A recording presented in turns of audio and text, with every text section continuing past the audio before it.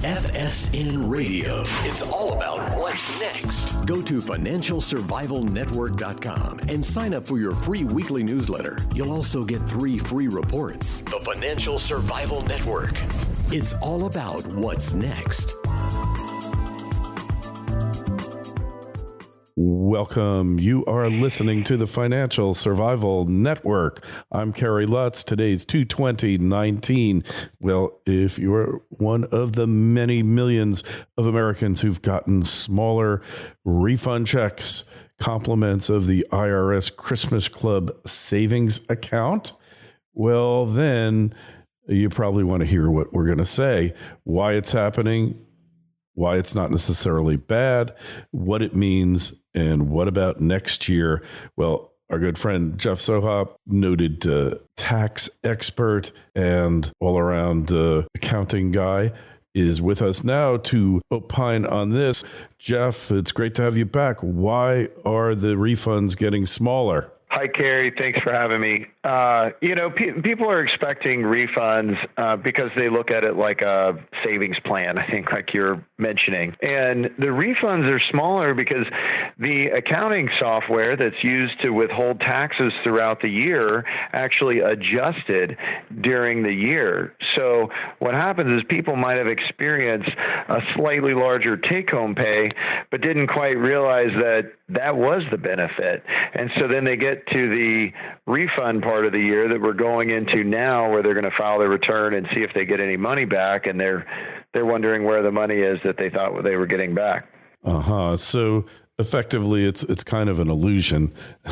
They got it. I mean, our society is professional procrastinators, right?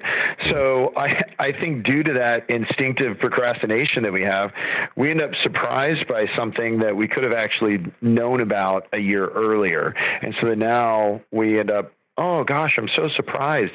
Why is my refund smaller than it was last year? And it's just because we didn't pay attention, really. Yeah. So it's not Trump's fault?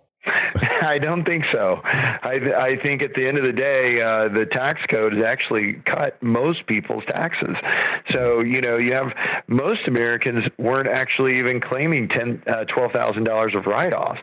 And so with the standard deduction doubling, if you're a married couple, you've got $24,000 of write-off right off the bat, no questions asked.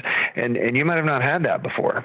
Yeah, I can understand that. So might even pay to get married again for some of you out there.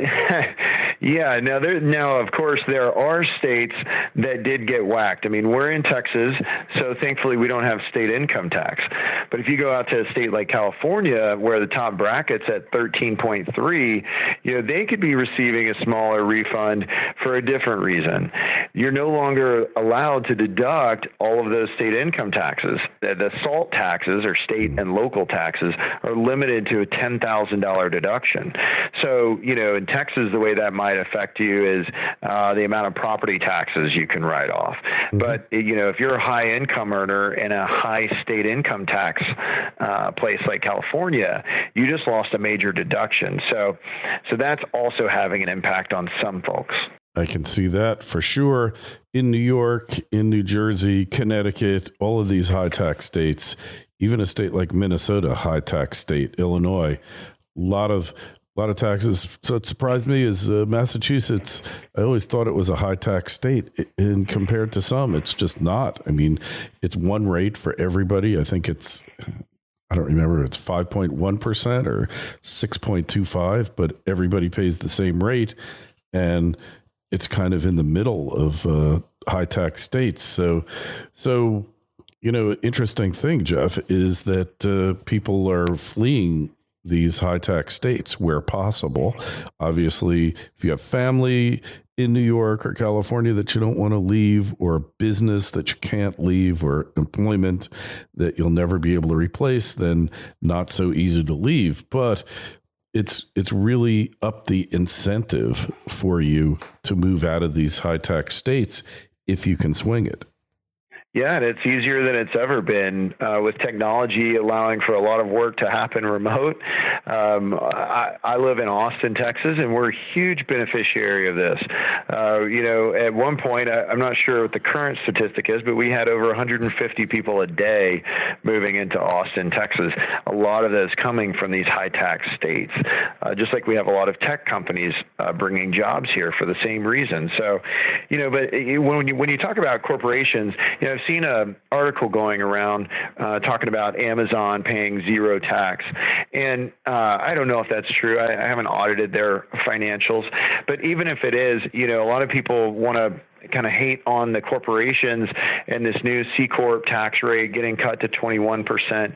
And I think that, we're going to start seeing a lot of positive effects, if we haven't even already seen them, just from corporations having more cash flow as a result of these tax savings that they can pass on to, whether it's investment in more infrastructure, which puts money back into the economy, or whether it's hiring more jobs, which puts money back into the economy.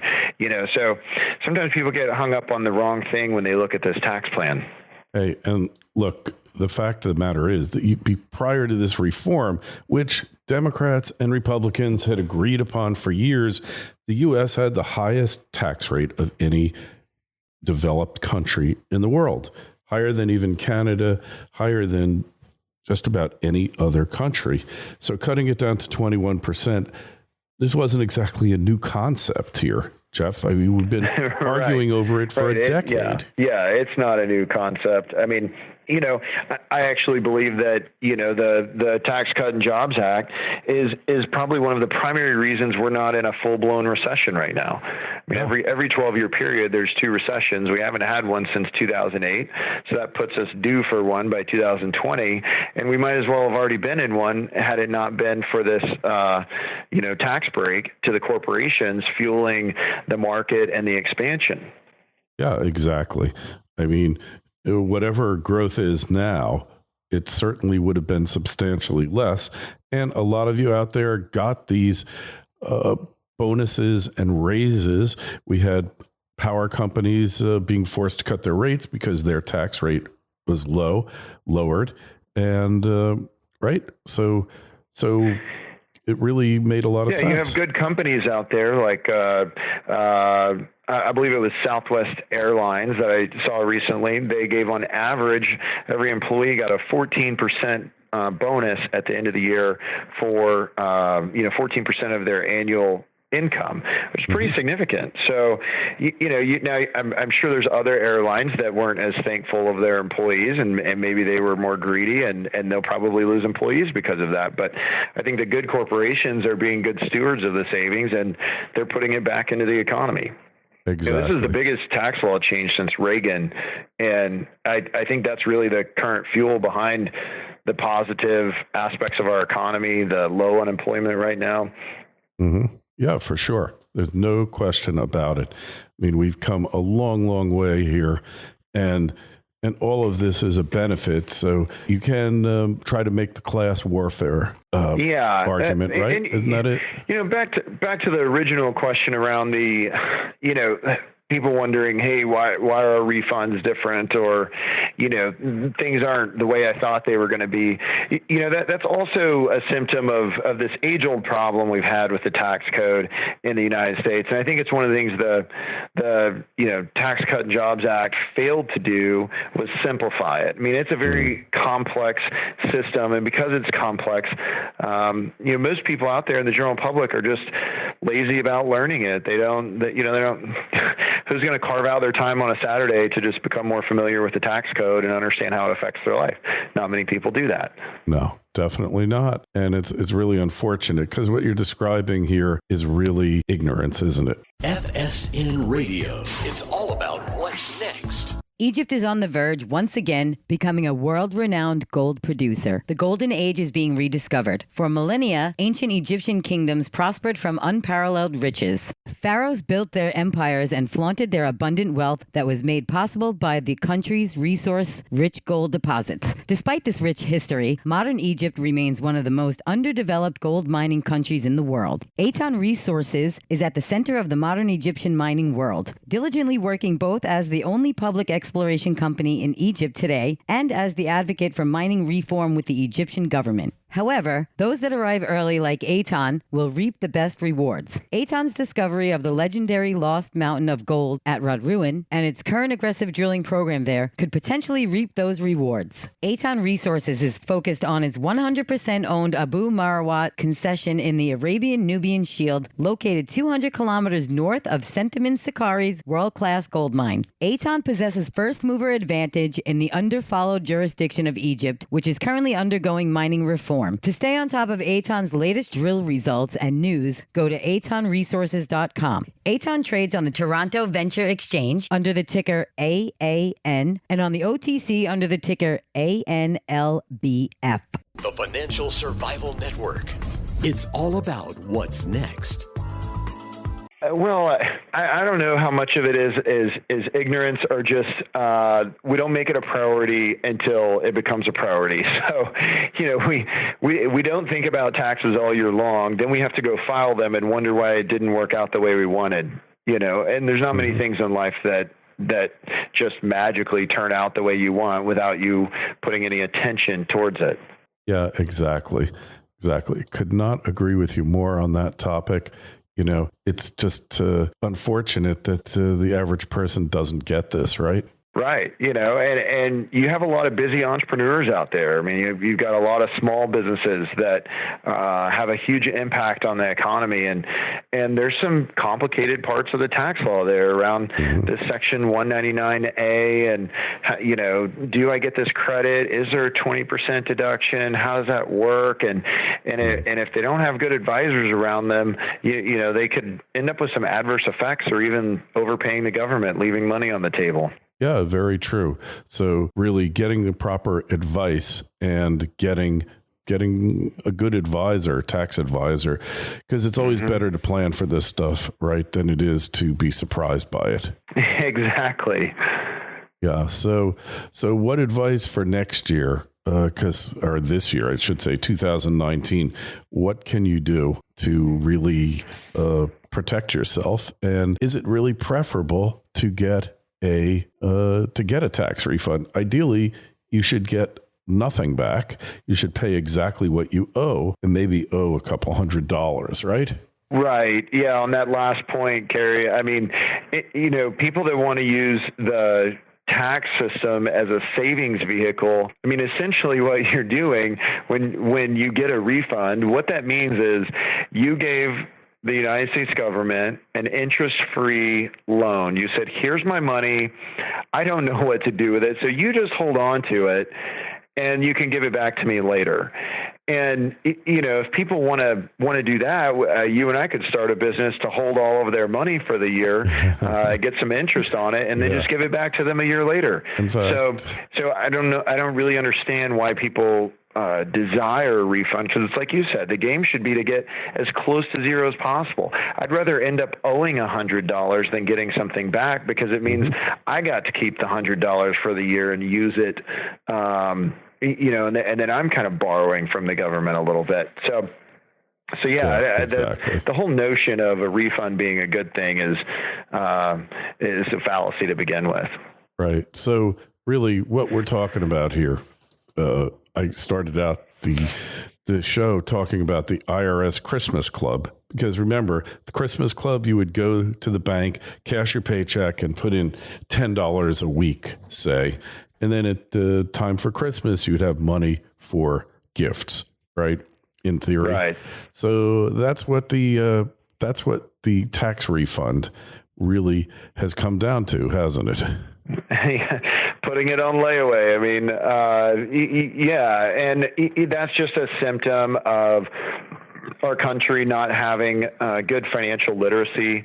We have an epidemic with a lack of financial education, both in public school, private school, high school, college, at all levels. And the real shocking thing is that some of these people end up becoming really successful in business and then really successful going to politics, and you still kind of scratch your head and go, wait, where did they get financial education? Because it's not really taught. So, it's a symptom of that and a lack of financial discipline in our own individual lives. So it's saying, hey, I can't trust myself to save $100 a month, so I'm just going to let the IRS take it from me and then ask them to give it back later. Yeah. And like you said, interest free, and it does you no good whatsoever. Because if you get the $10 a week, I think just the most basic fundamental thing people can do to improve their situation is just start caring and being proactive about their situation and looking to the people that are advising them. Look to your CPA, look to your financial advisor, look to the people that are supposed to be on your team and go, how can I get more help from them? How can I engage them earlier in the year? Because right now people are talking about taxes and they're all talking about 2018. Well, hey folks, 2018 is in the past. We need to start talking about 2019. So, if you don't like the way your 2018 return worked out, you should schedule some time with your CPA after the busy season, say May, go meet with your financial team and say, how do I make this year different? And do it proactively instead of getting to springtime of 2020 and wondering why your 2019 return didn't work out the way you wanted it to. Yeah. And the people, they're still ahead, even if you take the diminished tax refund, right? And you deduct that from their net tax benefit, they still came out ahead. Right? Still come out ahead. Almost everybody came out ahead. There are some losers, just like there is always. But I think the majority of people come out winners in this case. Yeah, it's funny. Especially the ones that make it a priority and carve out some time and attention towards it. Yes, for sure. And anyone with any common sense, I can understand you not knowing this if you're self-employed, because it really doesn't apply to you as much. But if you're an employee, you should know that the withholding gets changed, the tables get changed, and you overpaid less. That's what it comes down to. You didn't get more. Overpaid less. You overpaid less. So really, that's a good thing because you had more money during the year when you needed it. How many people are just sitting around? How many of you sitting around just waiting for that refund to come in like it's a gift from the government? And nothing could be further from the truth. It's a deferred compensation. With no interest. Yeah, with no benefit other than the fact that you get it at the end of the year or the next year, so you get it. And if you're the employer, you should be looking at this proactively because you could say, wow, maybe I'm going to have more cash flow than I realized. So maybe I can go ahead and hire that additional person now instead of waiting, or I can get more equipment, or I can expand the location, or I can, expand in some form or fashion by recognizing that cash flow now and paying attention to those changes. Hey, well, it's a funny thing the way it works. And this isn't just theoretical either, It really isn't a highly theoretical, couple of, eggheads bouncing this around, right? It's really, this is the way it really works. And while you might not go through the conscious decision, the conscious analysis, this is the way that life really works. So no one to blame but yourself. Anyway, Jeff, we want to find out more about you, connect with you on the web. Where are you at? Yeah, just head over to arkfinancial.com. That's arkfinancial.com. And you'll learn everything you need to know about us there. And maybe it's a fit for us to help you. Maybe it's not. All right. Hey, well, I'm sure if you didn't do what you should have done, probably would be a good thing. Anyways, questions, comments, Jeff, myself, email us, kl@kerrylutz.com. The Facebook page, Financial Survival Network. If you're listening through a podcast platform or you're on YouTube, then I just urge you to please subscribe, like, and share us. It really helps me, really helps the show, really helps get the message out. A lot of this information you just can't find elsewhere. Jeff, been a total pleasure as always. We will talk to you again real soon. Thanks. Thanks, Kerry. FSN Radio. It's all about what's next. Go to financialsurvivalnetwork.com and sign up for your free weekly newsletter. You'll also get 3 free reports. The Financial Survival Network. It's all about what's next.